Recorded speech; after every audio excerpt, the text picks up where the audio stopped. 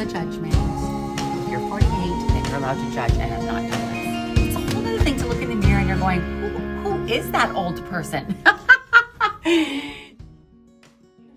Okay, I'm so excited because we're here with Nicole at Winnipeg Botox, and I'm so excited to ask you a few questions because I think a lot of people want to know these questions but are too scared to ask. So, okay, first of all, lips and Botox right now are the biggest thing right now. And I think, there's something about being preventative. I don't know what ages. I have a million questions. Let's just dive into let's talk Botox first. What age should be getting, what age are coming in to get Botox? What I'm seeing are as young as, honestly, as young as 18. Okay. But for different reasons, Yeah. right? Some people want to prevent, which is what I recommend. And then, when I say prevent, there's lines that are only there with movement, Right. but they're not there at rest. So Right. at rest would be like a static line. Those are lines that kind of appear a little bit more as you get older for various reasons. Obviously, we're making the same movements over and over, but our skin changes. So you can actually see those lines more. They're more visible, and that could be due to the skin. And then the changes in the skin are from the changes in collagen and elastin and environment and what you put in your body. And you also have to sometimes fix people's, Botox or lip fillers done wrong, which I think is amazing that you know how to counteract and actually do it the right way.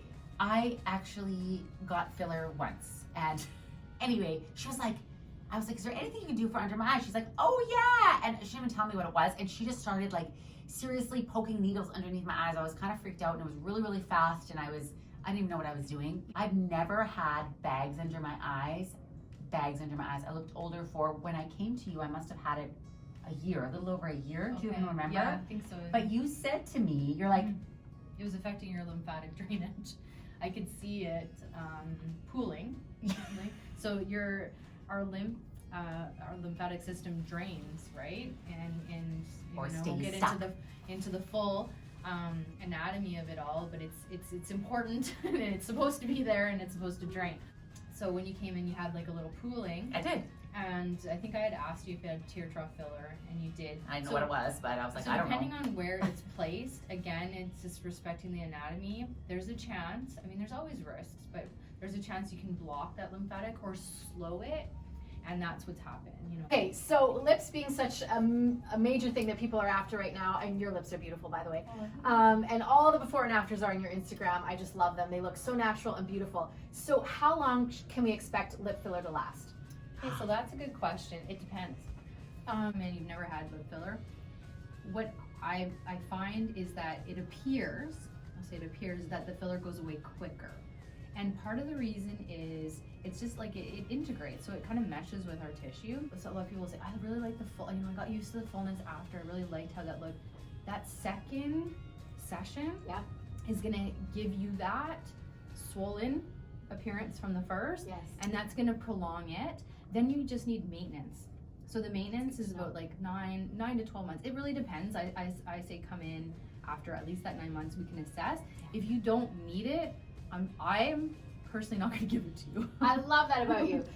Now tell us a little bit about Botox. How often do usually people come in for maintenance for those things, just on average? I would say every 3 to 4 months, and again, it depends. It's the nature of so it's a medication, right? And it has a peak onset. That's why we always say that 2 weeks, but 14 days, and a lot of people are like, well, mine kicks in faster, and it's like, that's awesome. Mine doesn't.